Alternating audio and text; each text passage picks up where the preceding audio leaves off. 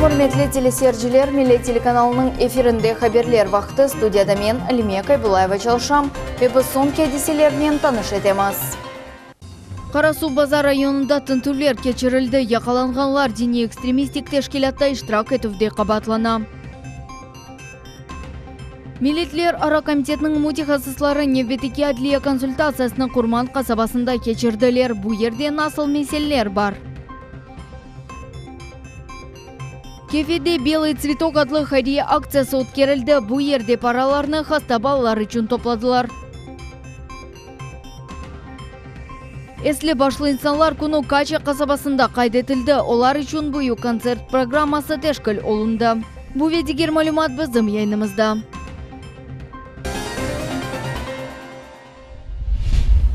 Karasuv Bazar rayonunda sabah Kenede tintuvlerden başlandı. Maxsus hizmetler bergen malumatlarga göre yakalanganlar Tabligi Cemaat adlı halkara dini ekstremistik teşkilatta iştirak etuvde qabatlanalar.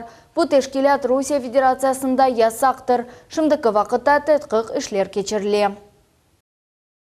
Mesele şu ki Rusya'nın kanunlarına göre başka bazı dini teşkilatlarının birlikte işte bu adını anganım dini teşkilat ekstremist teşkilatlar cedveli içine girer. Onun için şimdi bu insanlarla alakalı bilgenim kadar cinayi iş açıldı. Aytkanımdayın da teferruatlarını öğrenmedik, da endi haber aldık, yakınlarla konuştuk. Ve daha temelli öğrengen son bu meselelerini atacak adımlarımızı belgilerimiz inşallah. Bakçısaray rayonunda yangın, tabiat yangını akşam Mangupkali Kobaşehir'e yerleşken Babadağı yarında başlandı. 1 hektar meydanlıkka darqalgan kaza ile kureşni yangınga karşı federal hizmetinin mutaxassislari alıp baralar. Bu iş güçlü elinin mürekkepleşi. Fevkalade vakıya yüz bergen yerde 67 insan ve texnikanın 13 nüshası çalışmakta. Kırımda Rusiyeli Tatarlar milli medeni muhtariyetlerinin reberleri, onların muhtariyetlerinde milli til ve medeniyet saklap kalını hususiyetleri hakkında tarif ettiler. Çıkış müşavirede 36 regiondan cemiyetçiler toplandılar. Oz halkının medeniyetini ve urf adetlerini saklap, milli tilini nasıl inkişaf etmeli? Bu gerek masanın esas suali oldu. Faal iştirakçiler zenatdaşlarına onların muhtariyetinde çalışkan Oz yanı programmasını taqdim ettiler. Bundan da gayrı müşavirege faal iştirakçiler Oz gayeleri ile paylaştılar. Milli tilini nasıl saklap kalganları, nasıl tedbirler geçirilgen haqda tarif ettiler. Müşavirede iştirakçiler ve reberler gelecek işte muvaffakiyetler tilediler. У нас есть такие общественные организации, как и здесь в Крыму. Поэтому им очень интересно было, во-первых, многие из них не были ни разу в Крыму, поэтому смотреть, еще раз говорю, что сегодня себе представляет Крым. Ну и, конечно, взаимодействие с другими общественными организациями, услышать вот представителей правительства, что делается в Крыму для того, чтобы было межнациональное согласие, как поддерживаются общественные организации, какие есть инструменты. Провели очень интересный диалог, обменялись опытом, конечно же, поприветствовали друг друга и говорили о том, что сегодня наши регионы развиваются очень динамично, и Республика Крым, и Республика Татарстан. Были представители, конечно, практически со всех субъектов Российской Федерации, и национально-культурной автономии татар зарегистрированы в этих субъектах и проявляют большой интерес не только к Бахчисарайскому району, в целом Крыму. Поэтому мы всегда открыты к такому диалогу, к такому сотрудничеству.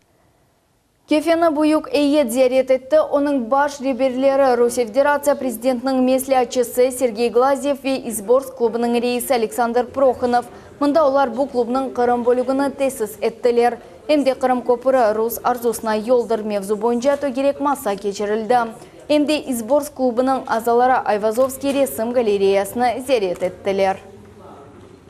Это первая экспертная площадка, на которой происходит поиск смыслов для российской цивилизации. В новом миропорядке рассматриваются вопросы и идеологии, которые бы смогли бы выступить в качестве иммунитета на все вызовы и угрозы, которые возникают в современном мире. Сақ шайрында шер мемориятның муавины Шериф Османовның тешебюсі или ожалар ветербейджілер üçün Москва педагогика Девлет университетінің профессоры Михаил Лазарев семинар кечірді. Городская экспериментальная площадка «Новое решение» адлы лейхам тек Сақ шайрында дегілде бұтын қарым үшін яңы усулдар. Мы на базе двух учреждений образования города Саки, это школа-лицей и детский сад «Светлячок», в этом учебном году будем внедрять новую методику обучения для дошкольников и для учеников начальной школы, учащихся начальной школы. Это будет эксперимент, промежуточные результаты мы будем иметь уже к концу этого года, в декабре, а итоговые мы подведем в конце учебного года. И посмотрим, как новая методика влияет на методы образования, на воспитание наших детей. Яңы тәсіл лейханы шәрінің экі оқув юртында кірсетмеге планлаштыралар. Профессор Михаил Лазаревның лейхасы бойынша балалар әнді Татарстан Жұмхуретінде оқылар. Әндіден Қырымда да яңы лейха бойынша тәсіл берілежек. Сопровождение развития детей с особенностями развития, а также в себя включает социализацию развития ребенка. Там вы удивитесь, но через гимны, например. Вот. Это все есть программа «Гармоничный ребенок», некая модель, образовательная модель, которая имеет право сегодня быть представлена, потому что она написана диссертацией не только моих коллег. Есть города, которые, в общем-то, практически 50% детей там прошло по этой программе. Я думаю, что все новое, все интересно и все во благо наших детей. И надеемся только на совместное сотрудничество дальнейшее и какие-то новые знания и новые инновационные технологии внедрять в нашем детском саду. Ялтада халқара барышық форумы олып кешті. Тәдбірнің мақсады бұл барышық жерянлар бе тешебюслерге жемиет дестегіні бірлештірудар. Ялтада бұтын дүниядан нам қазанған барышық яратыжыларыны мүкафатладылар. Бұл ақта небеті келев қамыз. Яшасын Қырым, яшасын Ялта. Бұл не сыры жематы күнде бақырған сөзлер. Люк Бессон фильмлерінің Елдазав. Фрэнк актер Зиярет Иле Ялтада халқара барышық форумында іштірак етмек үшін келді. Мұнда о алтын Елдазға наил олды. Бұл дүнияда барышық имкишаф етілгені үшін мүкафат.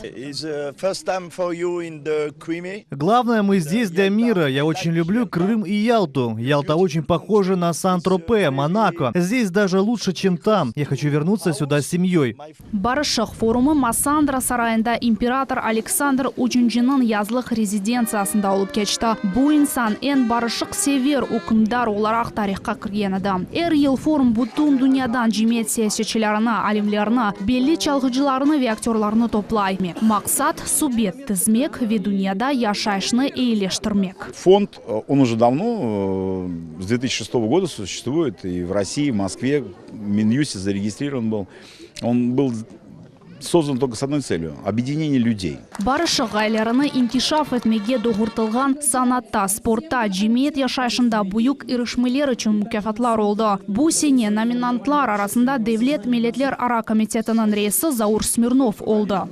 Мы видим, что людей все больше и больше, которые приезжают не только на мероприятия, но и выражают свою точку зрения. И не случайно вот сегодня в день проведения референдума в Каталонии очень много иностранцев говорили о том, что символично. Форум кетшатында эмді мен дүнияны севем мевзуда кинофестиваль кечежек. Бутун дүниядан келген кинорежиссерлар өз ішлеріні тақдим етежеклер. Жюри фикіріне көре эн гүзел ішлер үшін медаллер олажақ. Халқара барышық форумы бұл сене 23 мемлекеттен номинантлары топлады. Оларның әрбір дүнияда барышық инкишаф етілуіне бұйық иссе қошты. Лилия Виджат, Арзы Хасьянова, Иван Евдокимов, Миллет үшін. Миллетлер ара Девлет комитетінің мутихасыслары Қырым районларында небетікі чықыш әділе консультациясының кечірділер бұл сефер Құрман қасабасында олды. Ерлесекелер насыл проблемлер или мұражат еткенні мұхбирымыз Айше Шулакова біле. Получили участки, построил времянку. Думаю, что дальше буду строить и дом. Цены такие подорожали, возможности нету. Изет Меметов дорт бала иле вақытынша құрылған мескенде яшай. Дамартаға өз мүлкетлік ақыны, яни сайып олғаныны ресмилештіріп оламай. Оны айталар ки, ер киралыққа алынып, кележекте оны сатын алмақ керек екен. Ләкин чоқ балы құранта үшін бұпек балы. Ни госакта нету, ни сертификат. Решение просто сельского поселения и типовой договор, и все. Но они на бессрочном у нас. Из-за этого пока вот бегаем за документами. Профессиональ әдлееви ярдым алмақ үшін Изетбей Девлет Милетлерара комитетінің мутихасысларына келді. Онна весиқалар doğru толдырылмасы венасыл инстанцияларға тапшырылмақ кереклігі ақта тепсиелер берділер. Әдлеежілер айтқанына көре бұқасабада проблемлер башқа ерлерде олғаны кебі. Актуальными являются вопросы с получением материнского капитала, получение земельных участков, получение жилья, а также получение справок о реабилитации. Реабилитация ақта весиқалар мәселесі есе федераль органлар незаретінде бұлына. Яқын заманда оларның әлді етілуі олдықчатса дәлештірілежек. Ерлі сәкелер айтқанына көре берілген мәслихатлар файдалы олды. Бүтін суаллер протоколға кірсетілді вемилетлер ара Девлет комитетінде музакере етілежек. Айша Шулакова, Иван Евдокимов, Миллет үшін. Бүгін құрыжылар Қырым көпірінде асфальтның бірінші қатыны төшеділер. Бұл құрыжылықның ең мұйым басамақларындан бірідір. Böyle işler Kırım'da birinci sefer ötkеріле. Мында яңы ve уникаль усулар ve технологиялар kullanıla. Bu asfalt mahsus Kırım yarımadası için işlep çıkarıldı. Onu Кереч boğazının iki tarafında kurulgan zavodlar işlep çıkaralar. Именно по этому покрытию в дальнейшем машины поедут уже в Крым. Это пилотный участок общей протяженностью 600 метров. Кстати, именно на этом участке мы впервые погрузили сваи Крымского моста. В дальнейшем, после укладки асфальта, нам предстоит выполнить комплекс обустройств. Устройство барьерного ограждения, мачтное освещение, система автоматического дорожного движения. Кефеде «Белый цветок» хайрия акциясы өткерілді. Мераметлік акциясында хаста балалар үшін ұшаққа билет сатын алынуына пара топланылды. «Белый цветок» күні 2005 сенеден берлі қайдетлі. Тедбір башта Ливадияда, sonra 2011 сенеден берлі Русияның чешет шерлерінде кече. Бұйық хайрия концерт программасы кефенің сәкелеріні де первасыз қалдырмады. Ижади тақымларының концерты ел yapmalar, resim ve tatılықлар ile çadırlar. Bu ақықы мераметлік ярмалығыдыр. Хайрие иш yapmaq үшін bu yerде тек бір şey сатып алмақ керек. Bu параларны ağır hasta балалар elde etecekler. Satın alınған en кечкине şey bile bugün yardım edebilir. Если человека нельзя вылечить, то это не значит, что ему нельзя помочь. Я призываю всем открыть свое сердце. И даже если вы не можете поучаствовать деньгами, внести малую лепту в общее дело, вы можете просто потрудиться. Cumhuri Hayriye ve Merhametlik Günü bu balanın ömrünü devamlıca etmek için fırsattır. Geçen sene bu aksiya 29 ailege yardım gösterdi. Bu işte büyük yardımını tek iş adamları değil de adi insanlar da gösteriyorlar. Наши родители постарались, сделали такие красивые поделки. Как таковой цены у нас нету. Кто сколько даст, кому сколько не жалко для деток. Это акция добра. Салфеточку купили. Пожалуйста. Хотя бы то что-то.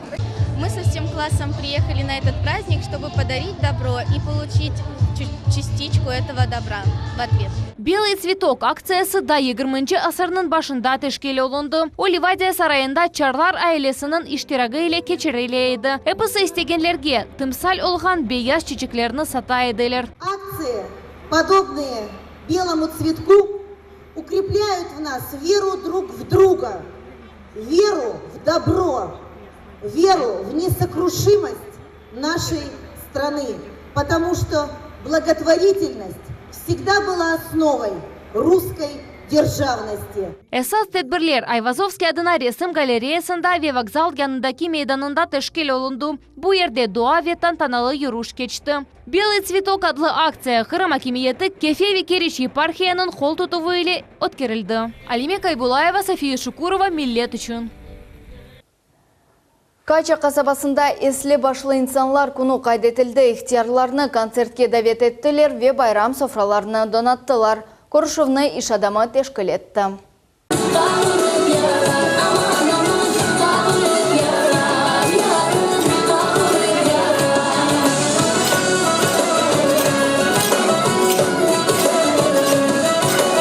Meraklı programma oyun ve vokal çıkışlar, donatılgan sofralar, 160'a yakın ihtiyar koruşup yaşlılık ve geçmiş hatırlamalarını paylaştılar. Lutfiya Adjiyev Cenk ve Surgulnikni öz başından geçirgen akta tarif etti. Onun yaşdaşları 20. asırın facialı vakayalarını başından geçirdiler. 67 senesi Kırım'a geldik. Kırım'dan yazmadılar. Сон кеттік Анапаға. Байрамға өз бала вет орынларынен Мамаша, яни Орловка койының сакины Александр Соловьев тешриф бұйырды. 92 яшта олғанына бақмадан достларнен бері вақытны шен кечере. Ну как не понравилось? Понравилось, конечно. Хорошо, что вы молодежь тоже. Хорошо делаете. Ерлі акимиет векеллері нефахаджы ве ветеранларны хайырламаға келділер. Қартларға оларның икметлігі ве аят тәжірибесі için тәшекурлер білдірділер. Это я все делаю с такой точки зрения, что, как мне дедушка говорил, у меня дедушка прожил 102 года. Он всегда говорил, если что-то зарабатываешь, энную сумму я должен выделить людям. Мерасимнің en үрметлі мұсафирлері яшларнен бәрабер ойын төшеділер. Байрам соңына етті, амма eyiti суратлар ве хош хатыралылар қалды. Сабреха Лиляева, Рамазан Аливапов, Меллер үшін. Ярымадада Қырым футбол бірлігі премьер-лигасы чемпионатының 7-нче тур матчлары олып кечті. Енді дор дайреден біріншісі екінленді. Евпатория тақымы бірінші ерде ерліші, олар 18 бал қазандылар. Екінші ерге есе Севастополь тақымы наил олды. О 2 балға артта қала. Үшінші ерде Таврия тақымы болуна. Жұма ертесі күні Қызылташ тақымы Океан тақымынен көрішті. Нәтижеде Эсап 3-1. Бақчисарайлы тақым үшін бұл чемпионатта екінші ғалебедір. Бұл ал Роман Вайнаровскийның тақымына жедвелде 6-нче ерде қалмаға имкан берді. Все молодцы. Выдержали то, что просили, может быть, не получились первые 15 минут, но я вам скажу так, что Керчь незаслуженно, наверное, занимает место, на котором она сейчас находится. Мы очень много игр просмотрели, и домашних, и выездных. Это очень хорошая команда. Может быть, это с той игры у нас не было везения, а в этой игре, может быть, повезло. Ну и понравилось, наверное, счет.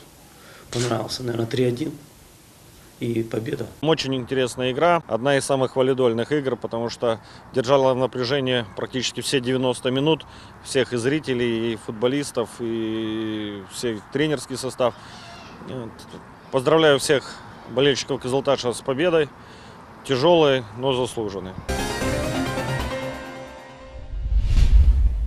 Ахмеджитте Константа басмаханесінің филиалы açıldı. O Ekvin Дортенесі Белгород шәрінде тешкіл олынған еді. Шirket 10 yıldan zede iş, реклама, газета ve kitap, jurnal полиграфиясы ile muvaffaqiyetnen uğraşam. Tafsilatlar ile Nevbeti Kilevxamızda.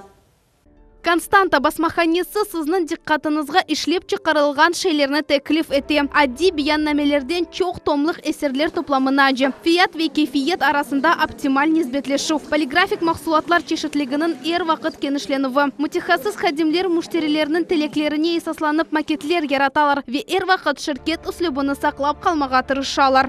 Мы постепенно развивались. На сегодняшний момент это крупное достаточно предприятие. Там только производственных цехов больше 2000 квадратных метров, порядка 150 человек сотрудников. Открытие филиалов в Крыму. Кроме того, у нас несколько филиалов в Белгородской области и в Курской области. Шirketнің истисал цехы зиманеви мутихасыз әлетлерінен донатылған. Бұл есе мақсулатлар ішлеп чықарылған жерянны низарет етмеге имкан ярата. Керекли шартлардан бірі басманың кейфиетіні темен ету. У нас очень хорошее, новейшее оборудование ведущих производителей мира, качественное.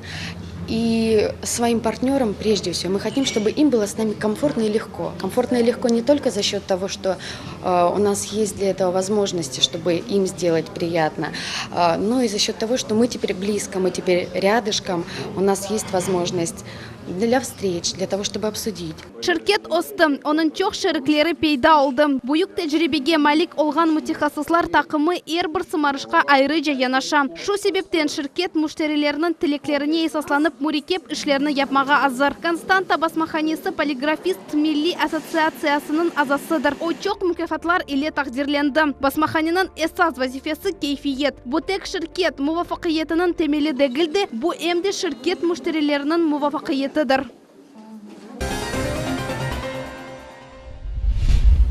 Şimdilik bu epsi malumat saat 21:30'da ise gelecek haberler informasyon programmasını Neriman Tarsinova ile kaçırmanız. Evlerinizge her daim iyi haberler kelsin. Görüşmek üzere, sağlıkla kalınız.